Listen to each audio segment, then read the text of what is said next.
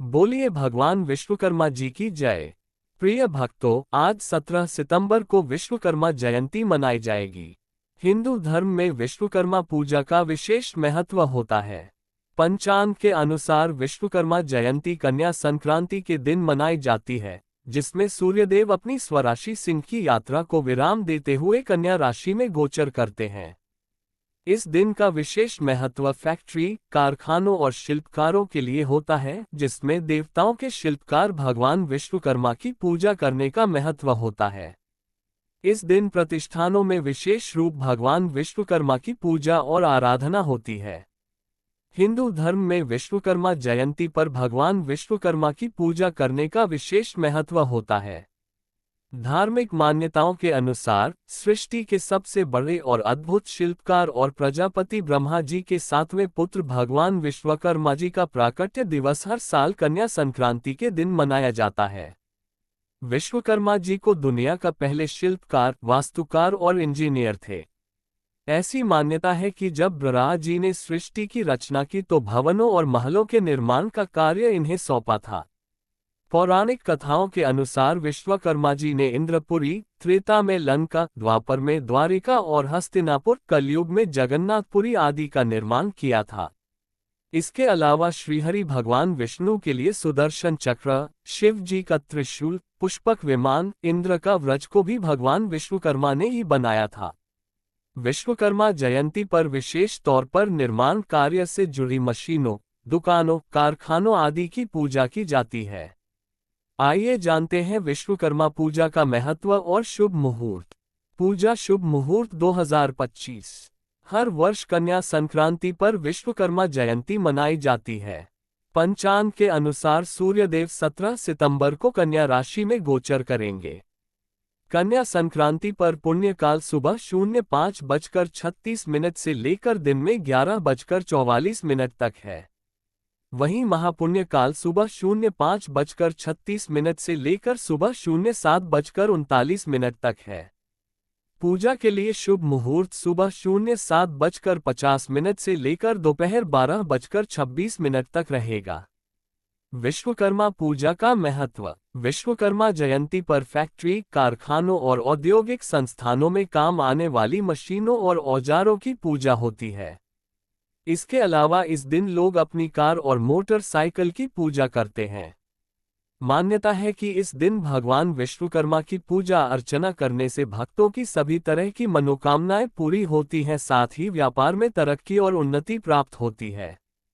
विश्वकर्मा जयंती के दिन व्यापार और निर्माण आदि जैसे कार्यों में आने वाली मशीनों और औजारों की पूजा करने से इसमें किसी भी तरह की कोई परेशानी नहीं आती है।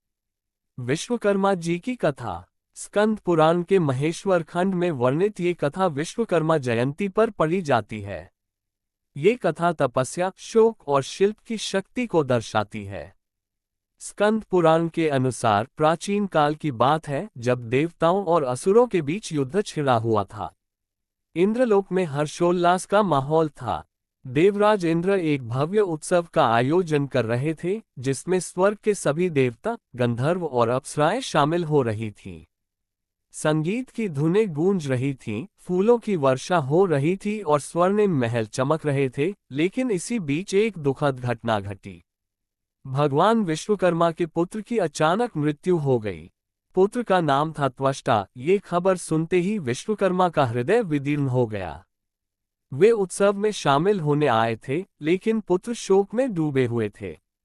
इंद्र के महल देखकर उनके मन में एक गहरा क्रोध और उदासी उमड़ पड़ी। विश्वकर्मा जी ने फैसला किया कि वे इस दुख को तपस्या से ही मिटाएंगे। वे हिमालय की कंदराओं में चले गए, जहां बर्फीली हवाएं सांस लेने नहीं देती। वहां एक गुफा में उन्होंने कठोर तपस्या शुरू की। दिन रात एक कर दिए। वे भगवान शिव की आराधना करने लगे, क्योंकि शिव ही संहार और सृजन के स्वामी हैं। तपस्या इतनी गहन थी कि आसपास के पेड़ सूखने लगे, नदियां ठहर गईं और आकाश में बादल घिर आए। विश्वकर्मा जी ने कहा, हे महादेव, मेरे पुत्र को लौटा दो या फिर मुझे ऐसी शक्ति दो कि मैं सृष्टि को नया रूप दूं। महीनों बीत गए। उनकी तपस्या की ज्वाला इतनी प्रचंड हो गई कि स्वर्ग तक गर्मी महसूस होने लगी। तभी एक दिन तपस्या के प्रभाव से एक विशालकाय राक्षस का जन्म हुआ। ये था वृत्रासुर। स्कंद पुराण के अनुसार विश्वकर्मा की तपशक्ति से उत्पन्न ये राक्षस इतना भयानक था कि उसका शरीर पहाड़ों जितना विशाल था। उसकी आंखें अग्नि की तरह जल रही थीं और सांस से जहर फैल रहा था। वृत्रासुर ने पाताल लोक से असुरों की सेना को इकट्ठा किया और भूमंडल पर आक्रमण कर दिया। उसने अपने विशाल शरीर से धरती को ढक लिया, सूर्य की किरणें रुक गईं, फसलें मुरझाने लगीं और लोग भूख प्यास से तड़पने लगे। ऋषि मुनि सबसे ज्यादा पीड़ित हुए। वे दौड़ते हुए ब्रह्मा जी के पास पहुंचे और बोले, हे सृष्टिकर्ता, यह क्या विपदा आ पड़ी। वृत्रासुर ने दुनिया को निगल लिया है। हमारी यज्ञ हवन बाधित हो गए हैं। कृपया कोई उपाय बताएं। ब्रह्मा जी ने सोचा, ये संकट विश्वकर्मा जी की तपस्या से ही उपजा है। उन्होंने गंधर्वों को भेजा कि विश्वकर्मा जी को बुला लाएं। गंधर्व पहुंचे, लेकिन विश्वकर्मा तप में लीन थे। आखिरकार ब्रह्मा जी स्वयं गए। उन्होंने कहा, हे विश्वकर्मा, आपकी तपस्या से वृत्रासुर पैदा हुआ है, जो अब सारी सृष्टि को नष्ट कर रहा है। कृपया तपस्या समाप्त करें और इस राक्षस का संहार करें। विश्वकर्मा जी ने आंखें खोलीं। पुत्र शोक अभी भी उनके हृदय में था, लेकिन सृष्टि की रक्षा का कर्तव्य बड़ा था। उन्होंने कहा, ठीक है, लेकिन मुझे शक्ति दे कि मैं इसे शिल्प से ही हराऊं। विश्वकर्मा जी ने तुरंत अपना जादू दिखाया। उन्होंने एक दिव्य अस्त्र गढ़ा, इंद्र के लिए वज्र। ये वज्र इतना तेज था कि बिजली की तरह चमकता था। इंद्र को ये हथियार देकर उन्होंने कहा, इससे वृत्रासुर का वध करें। इंद्र ने युद्ध किया। घमासान लगा। वृत्रासुर ने पहाड़ उखाड़ फेंके, समुद्र उबाल दिए, लेकिन वज्र की चोट से वह धराशायी हो गया। वृत्रासुर मरते हुए बोला, मैं विश्वकर्मा की तपशक्ति हूं, लेकिन अब सृष्टि की भलाई के लिए चला जाऊंगा। उसके मरते ही धरती पर प्रकाश लौट आया। फसलें हरी हो गईं, नदियां बहने लगीं। हिंदू पौराणिक कथाओं में भगवान विश्वकर्मा के अद्भुत शिल्प और सृजन के कई प्रमाण मिलते हैं। द्वारका नगरी का निर्माण भगवान कृष्ण के लिए उन्होंने समुद्र के बीच में एक भव्य और सोने की नगरी द्वारका का निर्माण किया था। यह नगरी उनकी अद्भुत वास्तुकला का प्रमाण है। इंद्रप्रस्थ का महल महाभारत काल में उन्होंने पांडवों के लिए इंद्रप्रस्थ का एक ऐसा मायावी महल बनाया था, जहां जल स्थल का भेद कर पाना असंभव था। लंका का निर्माण उन्होंने राक्षस राज रावण के लिए सोने की नगरी लंका का निर्माण किया था। ये सोने की नगरी उनकी अद्भुत कारीगरी का प्रतीक है। देवताओं के अस्त्र शस्त्र भगवान विश्वकर्मा ने देवताओं के लिए कई शक्तिशाली अस्त्रों का निर्माण किया, जिनमें भगवान विष्णु का सुदर्शन चक्र, भगवान शिव का त्रिशूल और इंद्र का वज्र शामिल हैं। विभिन्न विमानों का निर्माण उन्होंने कुबेर के लिए पुष्पक विमान का निर्माण किया था, जिसे बाद में रावण ने छीन लिया था। यह विमान हवा में उड़ने की शक्ति रखता था और अपनी इच्छा अनुसार यात्रा करता था। ये पौराणिक कथाएं बताती हैं कि विश्वकर्मा केवल एक कारीगर नहीं, बल्कि एक दिव्य सृजनकर्ता थे, जिन्होंने अपनी कला से ब्रह्मांड को आकार दिया। विश्वकर्मा पूजा विधि। पूजा से पहले घर, ऑफिस, दुकान या कार्यशाला की पूरी तरह सफाई की जाती है। औजारों और मशीनों को धोकर स्वच्छ किया जाता है। स्वच्छ स्थान पर भगवान विश्वकर्मा की मूर्ति या तस्वीर रखें। यदि उपलब्ध न हो तो औजारों को प्रतीक स्वरूप सजाकर रखा जा सकता है। अब दीपक जलाएं और संकल्प लें कि आप अपने काम को निष्ठा और ईमानदारी से करेंगे। इसके बाद भगवान विश्वकर्मा को फूल, चंदन, अक्षत, रोली, धूप और मिठाई चढ़ाएं। अपने कार्यालय में उपलब्ध औजारों, मशीनों, किताबों और कार्य सामग्री पर रोली और अक्षत लगाएं। ओम विश्वकर्मणे नमः मंत्र का जाप करें।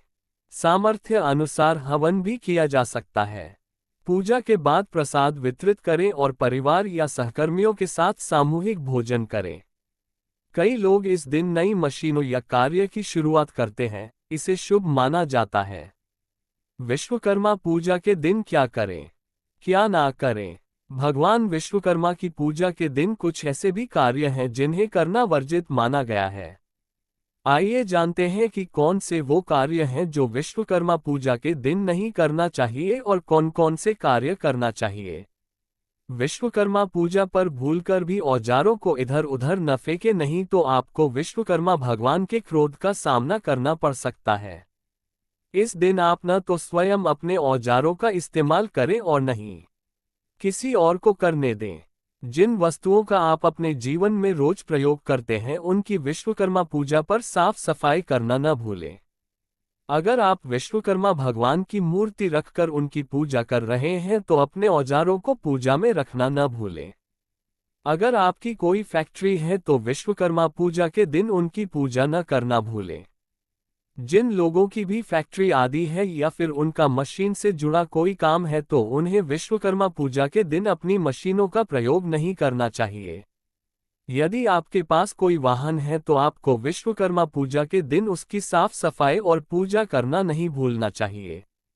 विश्वकर्मा पूजा के दिन किसी भी पुराने औजार को अपने घर, फैक्ट्री या दुकान से बाहर न फेंकें, ऐसा करना विश्वकर्मा जी का अपमान जाता है।